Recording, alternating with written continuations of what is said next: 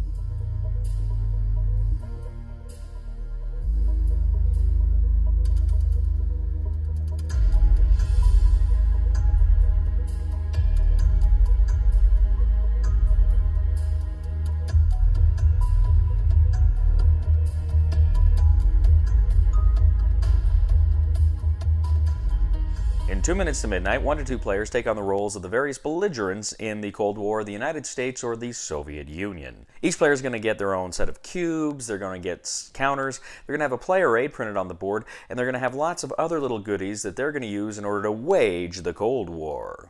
The game board is a map of the world with various countries and kind of what their production levels are, their worth. You also have other information that's going to go into those boxes, and with your allies you're going to go ahead and have your specific cubes in there showing that you have influence in those regions. Now the game revolves around a common deck. Now players are going to go ahead and play through this deck, and some cards will be removed as events, others will be recycled back into it. But at the end of every turn you're going to create a new deck by adding cards from the next phase of the game, the next era of the Cold War.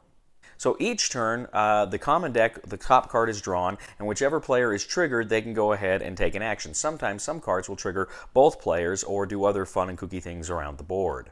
These cards have a lot of different events on them, which are going to trigger different things in different phases during the Cold War. But critically, one of the most common cards that are going to come up are money cards. There are Soviet money cards and there are American money cards. And these money cards are going to let you take specific actions. When your money card comes up, you can make 2 influence rolls. Essentially, you're going to roll a die, you're going to attempt to place influence in a country. Now, all things being equal, you're going to want to roll a 6 on a d6, but there can be some modifiers that can change that.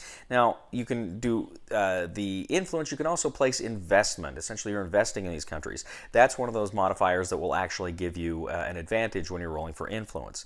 You can also attempt to place spies in different countries that'll help you and allow you to take spy actions later in the game.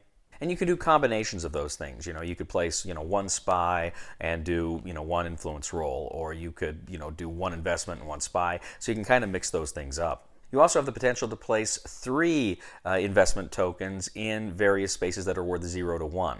You can also research technology. Now, this game has a tech board, and on the tech board there are different things you're trying to research. Navy, Army, your nuclear weapons, the space program.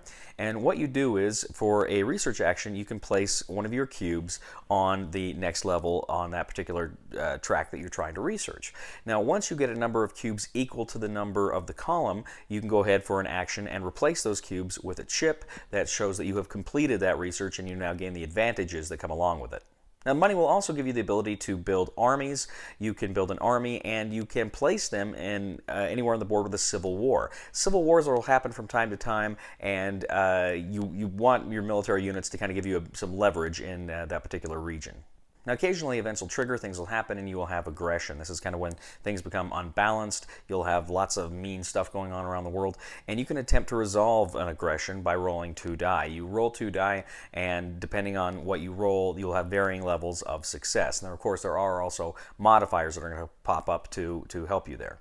The Soviets will also have the option to occupy aligned communist countries if it suits their purposes to do so, and they can also remove occupation and turn that into investment. Now, as I say, in every deck you're going to have 2 Civil War cards. When the first Civil War card comes out, it's just going to allow you to roll some dice and figure some events out. But the second time one comes out, you must resolve the Civil War. You'll look at which side has military power there. You'll determine which side is playing like the legitimate government, which side is playing the rebels, depending on kind of who has more influence there. And then you're going to go ahead and roll the die, and you're going to attempt to score hits. Depending on how many hits each side gets, that's going to determine the outcome of that Civil War and the outcome of that particular country. Now, as I say, each side is going to have spies, and there are different things you can do with the spy actions when you have them placed. Now, in the Soviet Union, you can have unrest tokens, can build up, can be dangerous for the Soviet player, so the Soviet spies can go ahead and they can remove those unrest tokens. Now, also, too, the Soviets can steal technology. They're going to have the ability to do this with stealing tech tokens, and they can go ahead and attempt to actually steal it from the West. The West can actually use their spies to attempt to get rid of those steal tech tokens to make it harder for the Soviets to steal tech from them. Now, both sides can place unrest tokens in countries. They can also perform counterintelligence against the enemy's spies.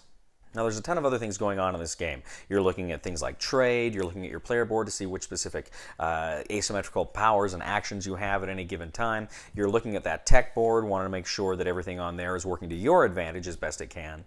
But critically, you're trying to gain influence and secure more power for your bloc. Now, as I say, each country has worth, kind of the factories on there. Now, you got the victory progress track. Now, this is going to kind of track the number of factories you're bringing into your faction. You're going to go ahead, you're going to move that up, you're going to move that down, depending on how you're doing on the game board. Now, once that victory progress track reaches the end of your particular track, which is a little bit bigger for the Americans, you gain a token. You gain either a star token for the United States or a hammer and sickle token for the Soviets. You can also lose those tokens, though, if the track goes in the opposite direction too far.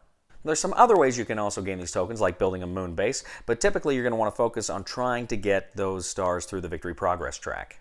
Now, if ever one side or the other has 3 tokens at the end of a turn, they win a sudden death victory, but that can't happen before the end of turn 4. Otherwise, you're going to play to the end of turn 9, and whoever has the most victory tokens is the winner.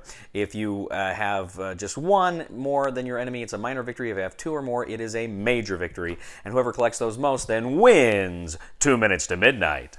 So as I say, this is a game that really highlights all of the options during the Cold War. You've got that tech track, you've got those spies, you've got investments and influence.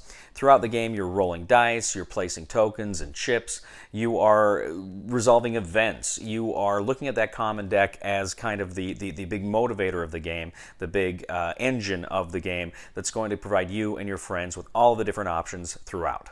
So what you're seeing here is a Kickstarter prototype. This may not be the finished art and components that you will see in the game, but this gives you a good idea of exactly how this game is going to work, how it's going to play, and how it's going to function. Now, this game will be on Kickstarter very soon, and I will post a link to the Kickstarter campaign in the description of this video. If this kind of massive, sprawling Cold War adventure looks like it's something you might be interested in, you will want to check out 2 Minutes to Midnight. Thank you once again for joining us today on The Discriminating Gamer. As always, we ask you to please leave a comment for us on YouTube, on Board Game Geek, on our Facebook page, or on thediscriminatinggamer.com. We'd ask you to please like us on Facebook, subscribe to us on YouTube, and follow us on Twitter. We'd also ask you to check out my other channel, that is Cody Carlson, PhD, where we talk about military history and fun topics like that. We'd also ask you to please give us a like on Board Game Geek to this video if you've enjoyed it. Ladies and gentlemen, do you know why the Russians were so indifferent to the Cold War? Because they came from the Soviet Union. Oh, I got another one. 2 communist soldiers were standing near the Berlin Wall, and one says to the other one, "Are you thinking what I'm thinking?" And the second one says, "Yes." And the first one says, "Then I'm going to have to arrest you." Please somebody help me on my feet again, and I don't know where